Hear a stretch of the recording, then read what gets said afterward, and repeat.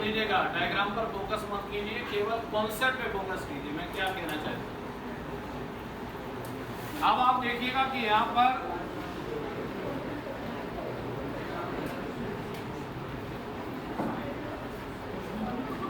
इसका टारगेट क्या है, इसकी नाभि पर एरो को राइट और बिग पावर छोड़ना ताकि उस पर हिट भी तो कर जाए। तो यहां पर आप देखिएगा, यहां पर जो डायरेक्शन है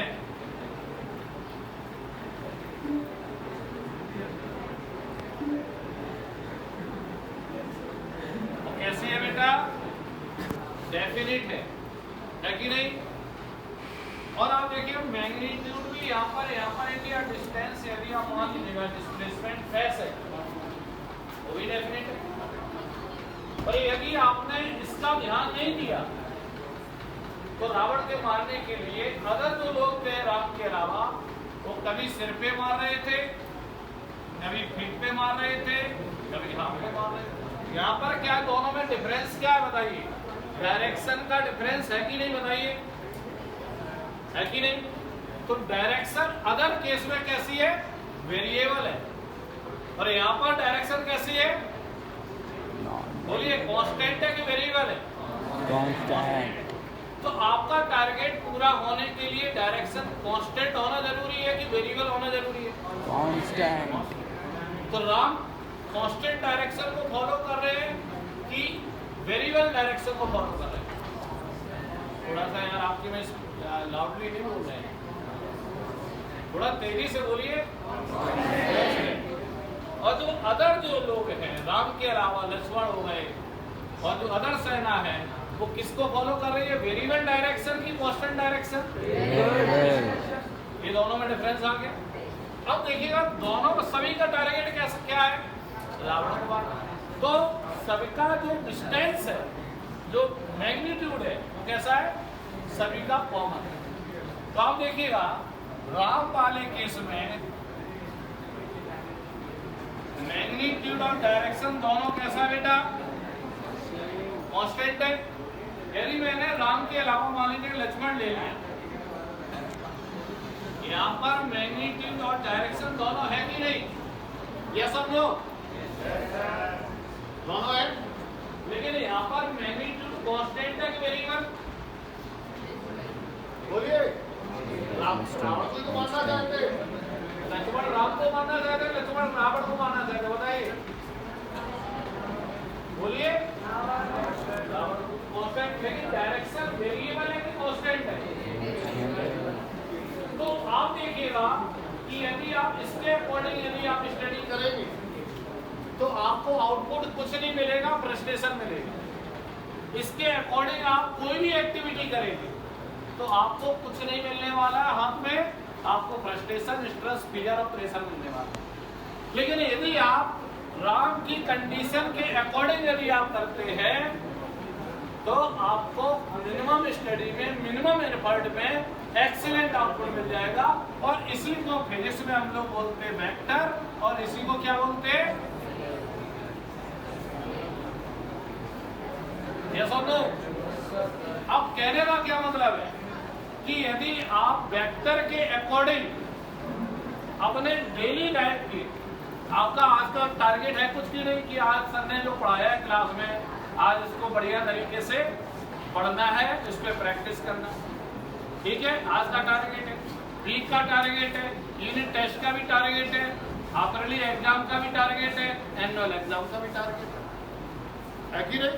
तो आपके पर डे के भी टारगेट, यदि आप बिना किसी कंफ्यूजन के आप अचीव करना चाहते हैं तो आपको किसको फॉलो करना पड़ेगा, राम मतलब वेक्टर को। और यदि आप अनसर्टेन तरीके से बिना डायरेक्शन के, यदि आप डेफिनेट डायरेक्शन के यदि आप स्टडी कर रहे हैं, कभी आप 4 घंटे पढ़ लेते, कभी 2 घंटे पढ़ लेते, कभी 8 घंटे, कभी पढ़ते ही नहीं, उससे डायरेक्शन आपकी वेरिएबल रहेगी और आप मेहनत बहुत करेंगे लेकिन आउटपुट नहीं मिलने वाला है। तो नंबर फर्स्ट, आप कोई भी कॉन्सेप्ट है आप उसे अपनी डेली लाइफ से आप कनेक्ट करें, राइट। अब यहाँ पर पावर का बहुत बड़ा योगदान है कि आप प्रैक्टिस जो भी आपने कॉन्सेप्ट आपने अपने तरीके से कनेक्ट किए, उसके बाद आप नंबर ऑफ प्रॉब्लम को अटेम्प्ट करें। और कैसे अटेम्प्ट करें? उस कॉन्सेप्ट के बारीकी पॉइंट्स को पहले क्लियर कर लें। आप कहेंगे बारीकी पॉइंट्स क्या होता है? क्योंकि आप जब सर क्लास में पढ़ाते हैं तो सब बच्चों को हमें लगता है कि समझ में आता होगा। सर मैथमेटिक्स की गुप्ता सर क्लास लेते हैं, सब बच्चों को मैथ्स समझ में आता है। आप इसके लिए फिर कोचिंग ज्वाइन कर ले तो वहां भी सब समझ में आता है। लेकिन जब सवाल समझ में सामने आता है तो वहां पे आपको कंफ्यूजन स्टार्ट हो जाता है। कितने बच्चों का ऐसा होता है बताइए? होता है ना? फ्रैंकली देखिए, ये इंटरेक्शन बड़ा फ्रैंकली यानी कि चल रहा है ताकि आपका आप रिजोल्यूशन दे सके। कितने बच्चों को कॉन्सेप्ट यानी कि क्लास में समझ में आता है? यहाँ खड़ा करें, नहीं आता है? अरे इस तरीके से रखिए, इस तरीके का मतलब। अच्छा, कितने बच्चों को जब सवाल सामने आता है तो कंफ्यूजन स्टार्ट हो जाता है कि नहीं? इसके पीछे कारण क्या ध्यान दीजिएगा। आप कॉन्सेप्ट को कनेक्ट करना सीखे। अभी हमने एक एग्जांपल लिया है, क्लियर हुआ? कॉन्सेप्ट को कनेक्ट करने के बाद आप उसको फील करेंगे और उसके माध्यम से जो आपके पॉइंट्स जो बने हैं उसको कॉपी में लिख लें। उसे बोलते हैं बारीकी पॉइंट्स या की पॉइंट्स। तो यहाँ पर आप देखिएगा, यहाँ पर वेक्टर का यदि आप कॉन्सेप्ट अप्लाई करोगे तो आपको दो वेक्टर आपको मिले। क्या क्या मिले बताइए? मैग्नीट्यूड और डायरेक्शन। और ये दोनों क्या होने चाहिए? कांस्टेंट। कांस्टेंट। यदि आप कोई भी आपको फिजिकल क्वांटिटी जाननी है कि ये वेक्टर है कि स्केलर है, तो आपको क्या करना पड़ेगा? ये चेक करना पड़ेगा कि मैग्नीट्यूड और डायरेक्शन दोनों कांस्टेंट हर केस में है कि नहीं। स्पेशल केस में नहीं, हर केस में है कि नहीं। यदि है तो वेक्टर, और नहीं है तो क्या बोलोगे? स्केलर। स्केलर गलत बोल रहे, क्योंकि बहुत सारी क्वांटिटी ना तो वेक्टर है और ना ही स्केलर है। ऐसा मत कहिए कि ये वेक्टर नहीं तो स्केलर, ऐसा नहीं। आप ये जरूर बोल सकते हैं कि वेक्टर का कॉन्सेप्ट अप्लाई नहीं हो रहा है तो इसका मतलब वेक्टर नहीं है, आप इसके लिए अथॉरिटी नहीं है कि स्केलर। इसी तरीके से दूसरे कॉन्सेप्ट के लिए हम ऐसा करें। तो आप कॉन्सेप्ट को अपने डेली लाइफ से जरूर कनेक्ट करें। क्लियर? और डेली लाइफ से कनेक्ट करने के बाद समझ में आ जाएगा। अब समझने के बाद आपको सवाल लगाना है कि नहीं बताइए? सवाल भी लगाना है और सवाल में कोई कंफ्यूजन नहीं चाहिए। इसके लिए आपको क्या करना पड़ेगा बताइए बेटा? उसके बारीकी पॉइंट्स को आपको नोट डाउन करना है और जब उसे आप फॉलो करोगे तो बिना किसी कंफ्यूजन आपके आंसर आने लगे। मैं मैथमेटिक्स का भी एक सवाल लेता हूँ, ठीक है? उसका भी कंसेप्ट कनेक्ट करके मैं बताता। तो नंबर फर्स्ट हम पहले इसको देखते हैं। आपका वेक्टर का क्या कंडीशन है बताइए? मैग्नीट्यूड और डायरेक्शन दोनों चाहिए कि एक चाहिए? थोड़ा लाउडली बोलिए। मैं एक साइड, आप सभी बच्चे एक साइड है, किसकी आवाज बढ़िया? मैग्नीट्यूड और डायरेक्शन दोनों वेक्टर और स्केलर दोनों में होता है, किसी एक में होता है? बताइए, मैग्नीट्यूड और डायरेक्शन दोनों में होता है कि एक में होता है? एक में होता है। अभी तो मैंने देखिएगा, अभी तो दोनों में होता है कि एक में होता है? एक में नहीं होता, दोनों में होता है। सामने मैग्नीट्यूड और डायरेक्शन दोनों में होता है कि एक में? दोनों में। लेकिन मैग्नीट्यूड और डायरेक्शन दोनों कांस्टेंट किस में होता है? और मैग्नीट्यूड कांस्टेंट और डायरेक्शन वेरिएबल किस में होती है? तो कितने बच्चे वेक्टर है?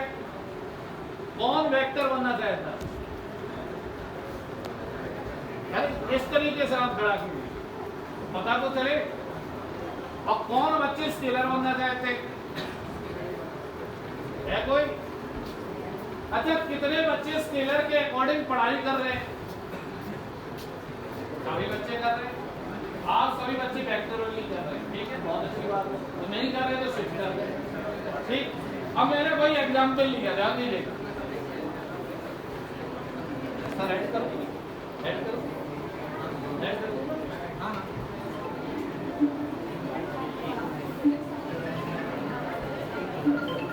मैंने करंट की बात की, ध्यान दीजिएगा, प्लीज साइलेंट। आप ही के लिए मैं यहाँ पर कंसेप्ट, ताकि मैं आप उसको सीखें कि प्रैक्टिकली मैं बोल रहा हूँ ये प्रैक्टिकली होता है कि नहीं। अब आप देखिए, जब कोई घर बनवाता है तो क्या करता है, वायरिंग जो इलेक्ट्रीशियन है बड़ा स्ट्रेट में लगाता है, क्लिप लगाता है कि नहीं बताइए, और स्विच से कनेक्ट कर दिया। मान लीजिएगा स्विच ऑन करने के बाद इसमें करंट फ्लो हुआ फॉर एग्जांपल 2 एम्पियर, कितना 2 एम्पियर, यस और नो। अब हमने इस 1 महीने के बाद, 2 महीने के बाद, साल भर के बाद ये वायर की क्लिप क्या हो जाती है, हट जाती है, और यही वायर क्या हो जाती है, रेडीमेड हो जाती है। अब हम स्विच ऑन करेंगे तो करंट फ्लो होगा कि नहीं, यस और नो। एक फ्रीक्वेंसी में बात कीजिए, एक फ्रीक्वेंसी का मतलब कॉमन फ्रीक्वेंसी का मतलब रेजोनेंस, रेजोनेंस का मतलब आनंद। तो यदि आप आनंद लेना चाहते हैं अपनी लाइफ के साथ, अपनी पढ़ाई के साथ, तो कॉमन फ्रीक्वेंसी होना बहुत ही जरूरी है। और कॉमन फ्रीक्वेंसी से सेल्फ कॉन्फिडेंस आएगा और आपका आउटपुट जबरदस्त हो जाएगा, राइट।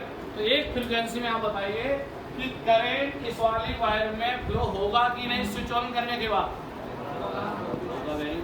तो कितना करंट फ्लो करेगा, वही स्विच है, वायर की क्लिप हट गई, 2 एम्पियर की, 2 एम्पियर से ज्यादा की कम हो जाएगा,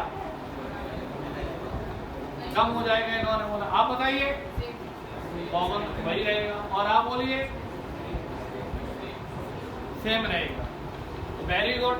तो आप यहाँ पर आप देखिएगा करंट इस वायर में भी 2 एम्पियर है। तो आप देखिए क्या चीज कांस्टेंट रही, 2 एम्पियर कांस्टेंट रहा कि नहीं, यस और नो।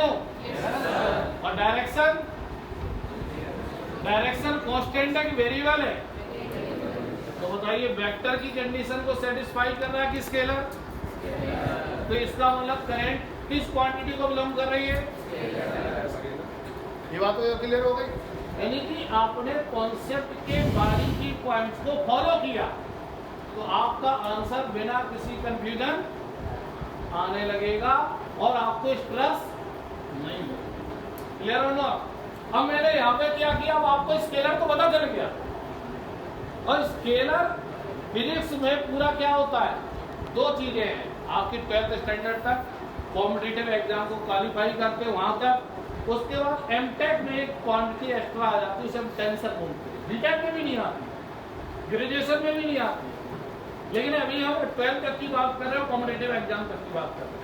तो आप यदि पूरी फिजिक्स का किसी भी कंसेप्ट को अप्लाई करेंगे, यदि वो वेक्टर से रिलेटेड है तो डायरेक्शन को आपको ध्यान देना, यदि स्केलर से रिलेटेड है तो डायरेक्शन का ध्यान नहीं देना।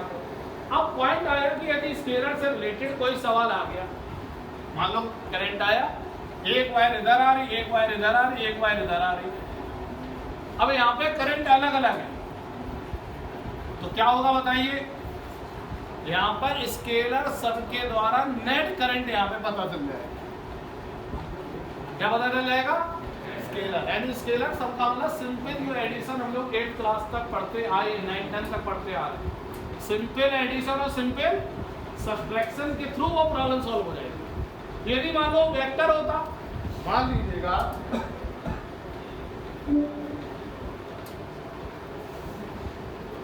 आप अपने घर से केवी नंबर 2 पर आप आते, तो ध्यान दीजिएगा। तो आप जब अपने घर से केवी 2 में अपने स्कूल में आए सुबह 7 बजे, तो आपने इस बात को फॉलो किया कि नहीं बताइए, ये सुनो। तो इस बात को फॉलो करने से आपको मिला क्या, आप बात फॉलो डेली करते कि नहीं, अभी जाएंगे तो बात को फॉलो कर रहे हैं कि नहीं, तो इस बात को फॉलो करके क्या मिला आपको, सोचो जरा, आपकी बॉडी को क्या मिला, मोशन मिला। क्या मिला, मोशन मिला कि नहीं। तो आपकी जब आप बात, बिकॉज आप कनेक्ट करिए, जब आप कनेक्ट करोगे तो आपका दिमाग चलने लगेगा, आपके दिमाग में इमेजिनेशंस ऑटोमेटिकली स्टार्ट हो जाएंगे और आपके कॉन्सेप्ट अपने आप क्लियर होने के बाद बारीकी पॉइंट्स पे अटेंशन के थ्रू आप अप्लाई करना सीख जाएंगे। तो आपको मोशन, कितने बच्चों को मोशन नहीं मिलता बताइए? जब आप अपने घर से मार्केट जाते हैं या स्कूल आते हैं या कहीं भी जाते हैं तो पाथ को फॉलो करते हैं कि नहीं? बोलिए। तो पाथ को फॉलो करने से क्या हुआ? आपकी बॉडी को मोशन मिला। अब जब मोशन मिला तो आप ध्यान दीजिएगा, एक यहां से मान लीजिए यहां तक आप आए थे,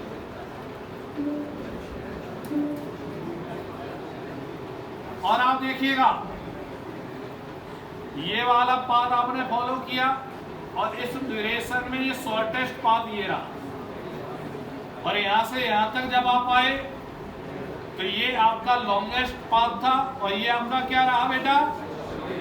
शॉर्टेस्ट।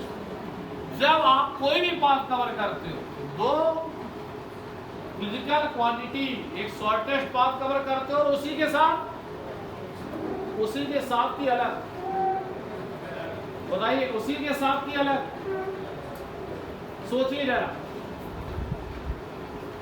आप अलग अलग फॉलो कर रहे हो कि एक साथ कर रहे हो? एक साथ ही तो करते हो, अलग से तो नहीं।